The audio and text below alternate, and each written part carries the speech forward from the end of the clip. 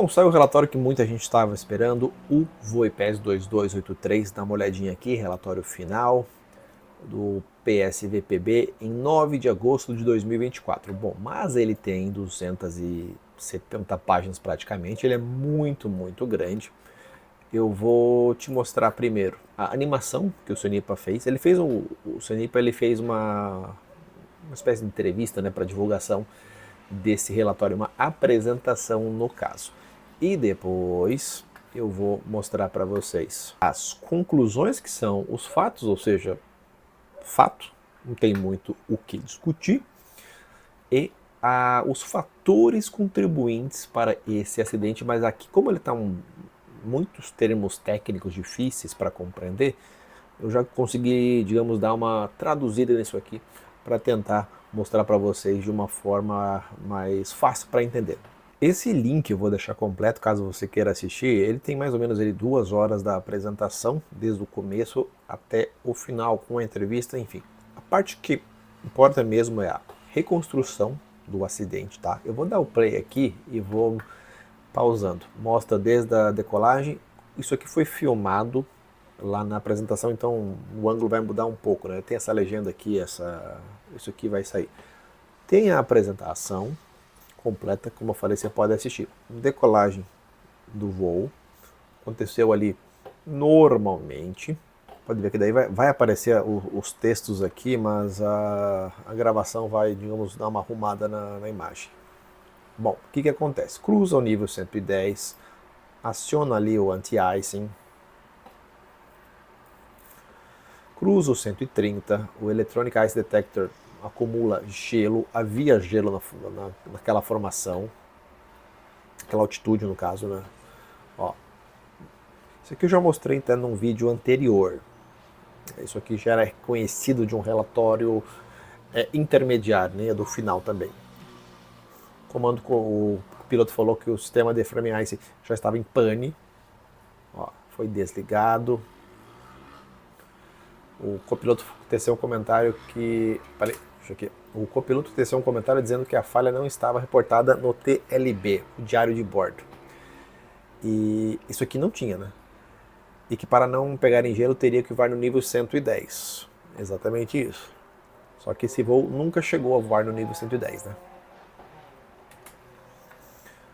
Ó, o alerta do de-icing foi desativado, sugerindo que a aeronave havia deixado momentaneamente a região propícia à formação de gelo. O alerta. Mais gelo. Lembra, acho que foi o quê? Semana passada que eu fiz o vídeo, né? Eu mostrei exatamente essas informações agora com uma animação em 3D, ó. No nível 170. Nesse nível já havia formação de gelo, o relatório apenas confirma isso. Acúmulo de gelo.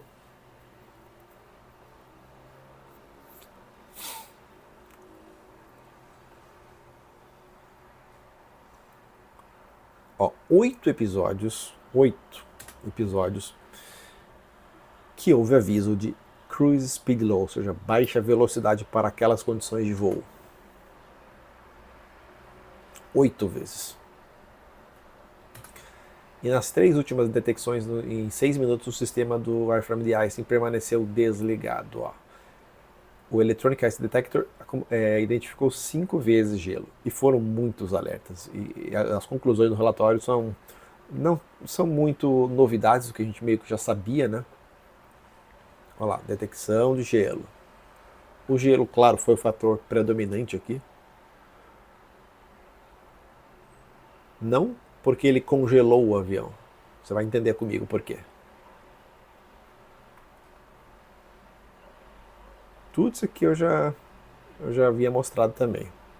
É a reconstituição no caso do voo. A animação ali tem cerca de 2 minutos e pouquinho, é bem curta. Aí fala que fez o speech para os passageiros, e o sistema também identificou gelo novamente, ó. Airframe de icing foi ligado. Aí o comandante falou que estava no ponto ideal de descida, emitido pela última vez a questão que estavam abaixo da velocidade ideal naquela situação. O piloto estava concentrado ali para fazer os procedimentos de chegada, e o copiloto estava ali efetuando as coordenações com a base em Guarulhos, com a empresa no caso, da VoiPES em Guarulhos. Ó, o sistema Airframe Ice apresentou falha. Lembra que ele ficou liga, desliga? Teve ali a solicitação do controle para manter o nível 170, só que havia formação de gelo nisso aqui. Aqui é importante também, ó, eu vou mostrar isso nas conclusões.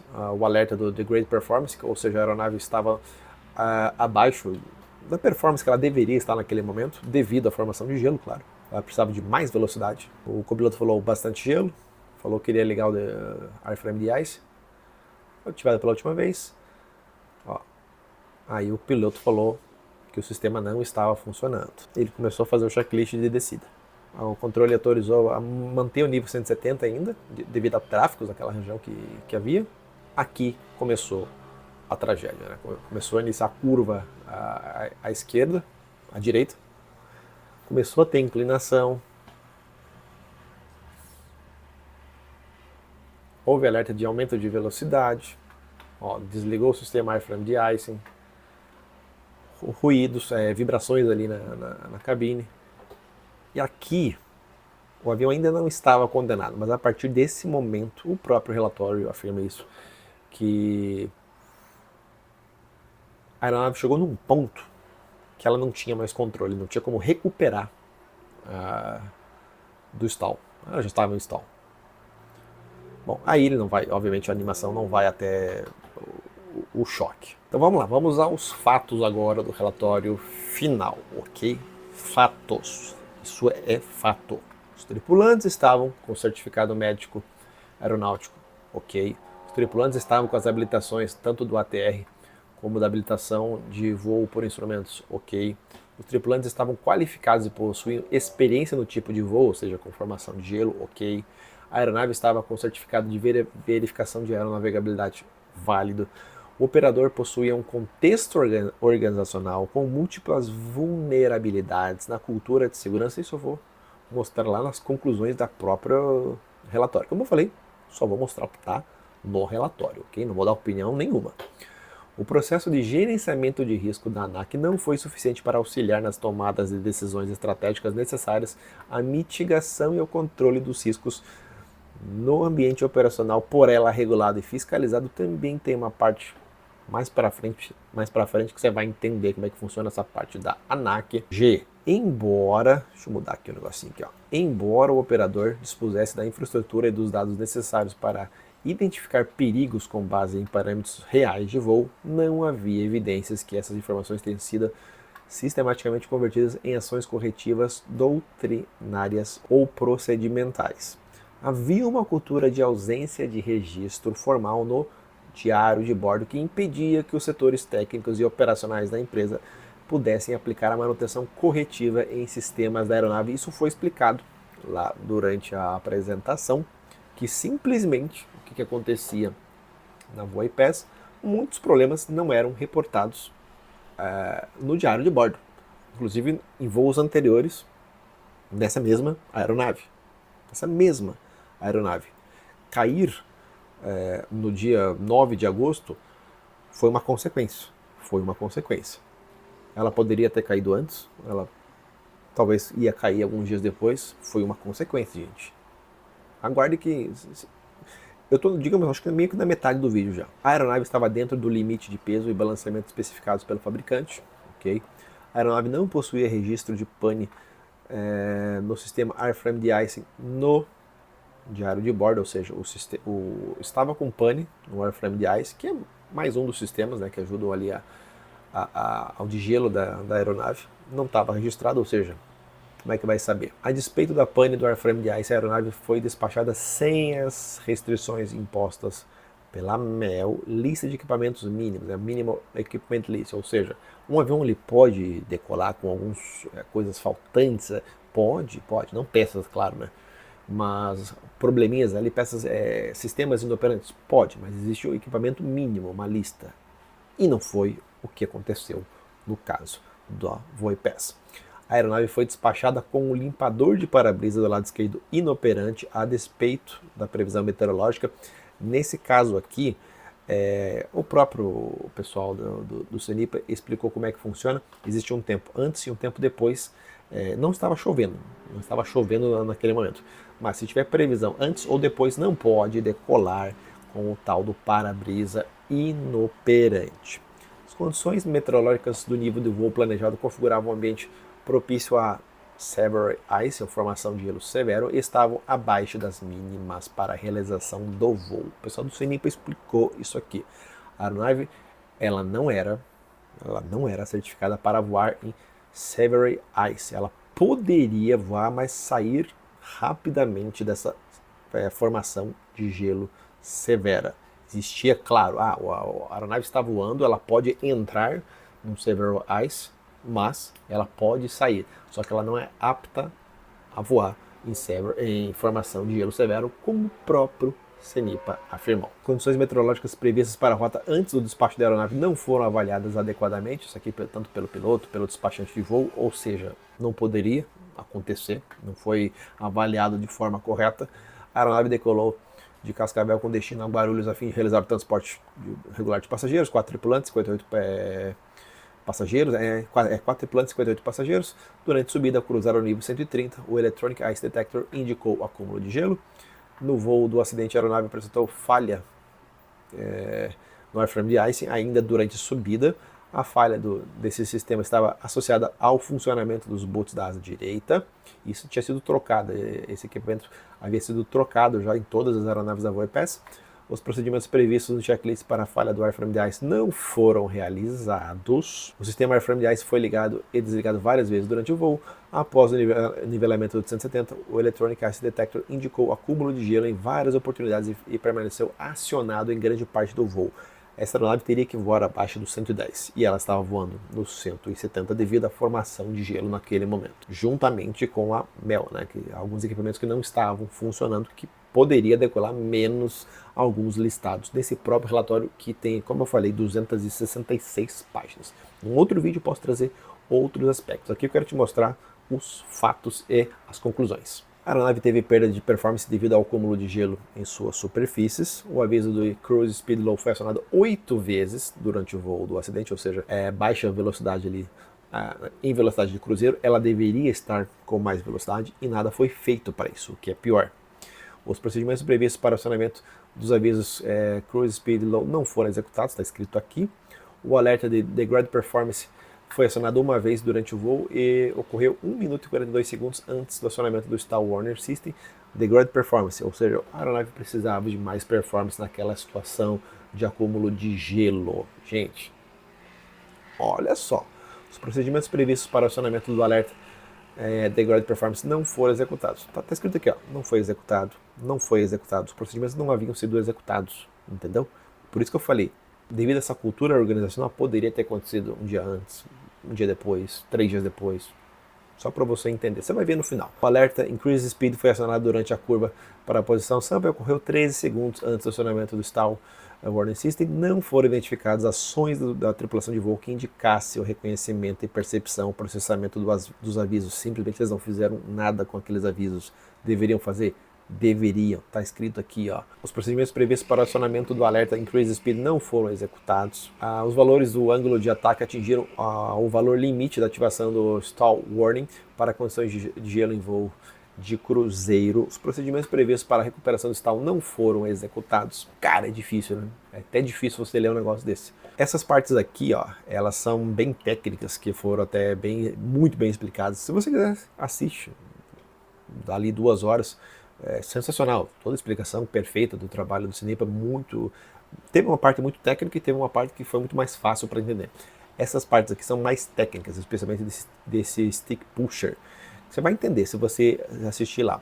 Aí, obviamente, houve a perda de controle da aeronave, ela entrou em parafuso chato, completando 5 voltas à esquerda, em um intervalo de pouco mais de 1 minuto. A aeronave apresentou uma queda de 14 mil pés até colidir com o solo, ela ficou destruída e todo mundo, claro, acabou perdendo a vida nessa tragédia. Bom, acho que esses aqui são os fatos. Você conseguiu entender? Fatos são fatos, não tem o que mudar. O que eu vou trazer para vocês aqui, ó, são os fatores contribuintes, mas é o seguinte, meu povo. Esses fatores contribuintes, primeiro que se eu for ficar lendo aqui, vai ficar extremamente maçante, né?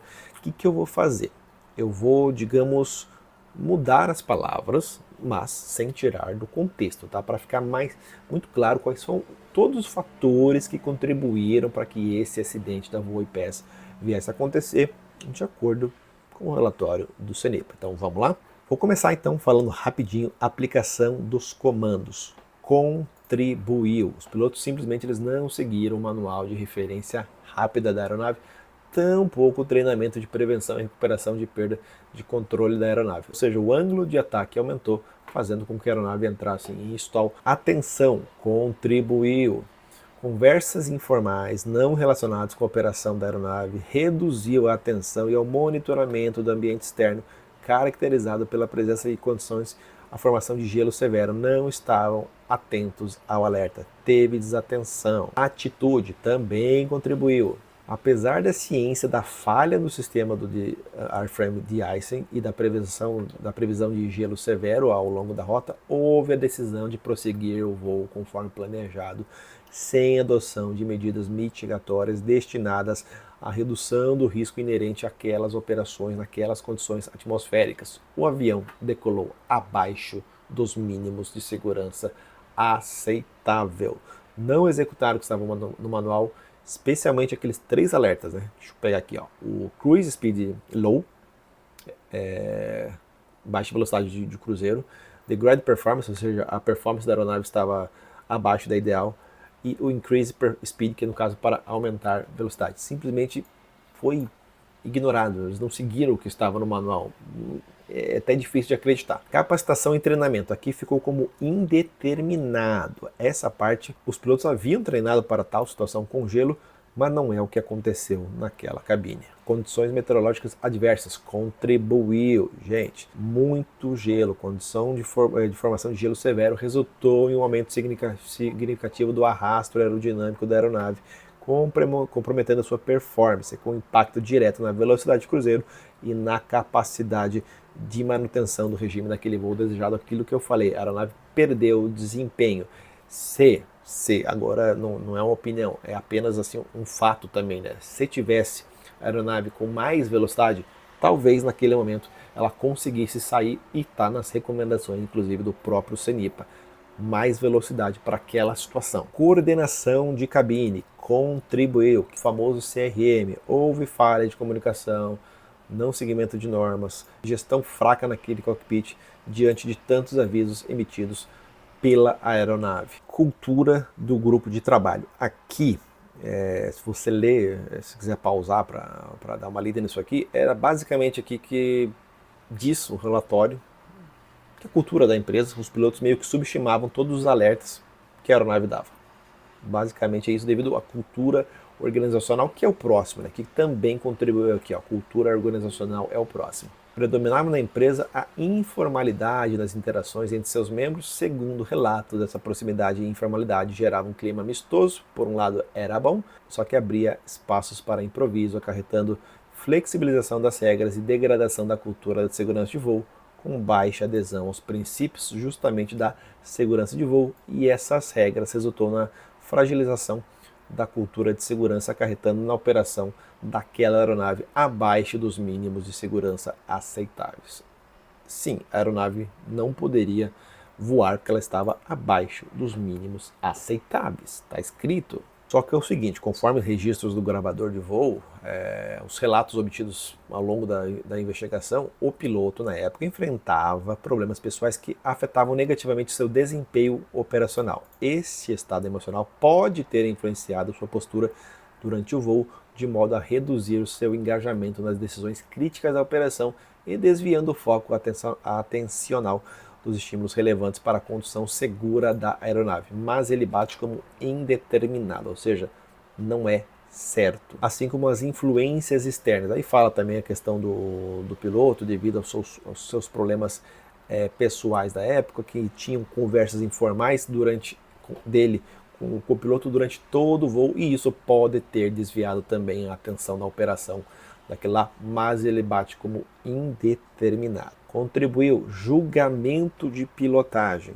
Em nenhum momento os pilotos solicitaram uma descida imediata ou declararam uma situação de emergência. Isso está no relatório preliminar.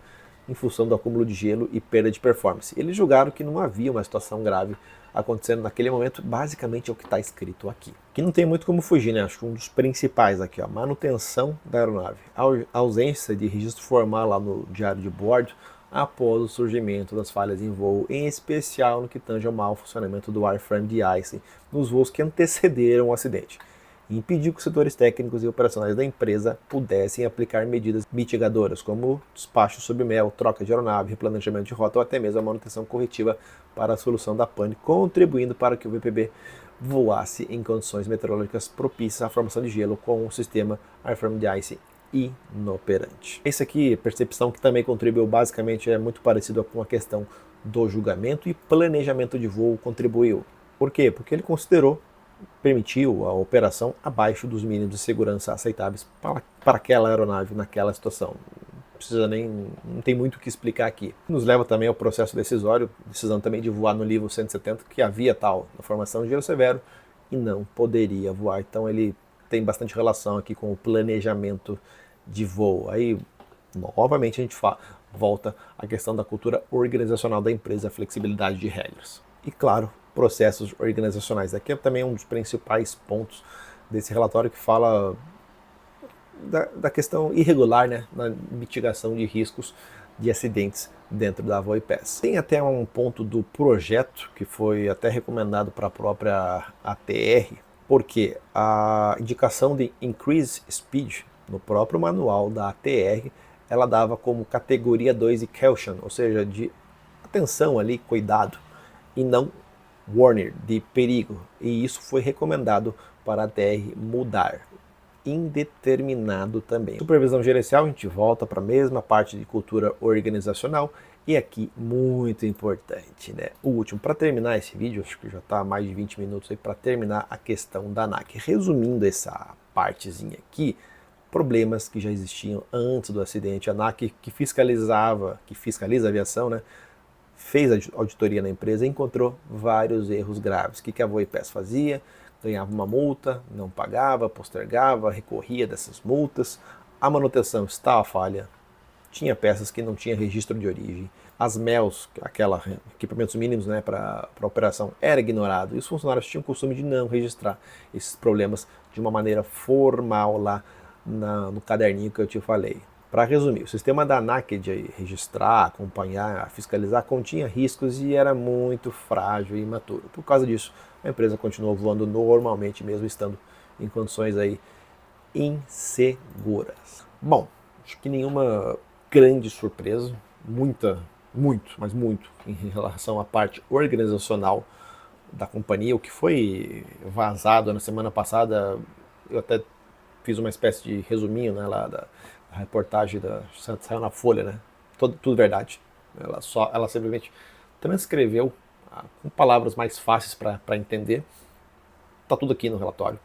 Eu quero ver se eu entro em outros aspectos também, talvez num outro vídeo, em outros aspectos, mas acho que ficou muito claro o que causou isso aí. Obviamente não é um, não é dois, não é três, são vários fatores, são vários e vários fatores. Aquela questão da cadeia, o relatório está completo, eu vou deixar o PDF, o link para o PDF, caso você queira ler completo, isso aí que tem 266 folhas, mais da metade deles são partes técnicas explicando como é que funcionam os sistemas, né? Tem as recomendações de segurança aqui embaixo, também vou deixar para uma outra parte, senão esse vídeo vai ficar imenso aí, mas acho que eu consegui trazer para vocês e ficou muito claro a questão de negligência, essa seria a palavra, né, em relação a registros de manutenção, aos alertas da cabine e simplesmente a operação no stall. A aeronave entrou em stall.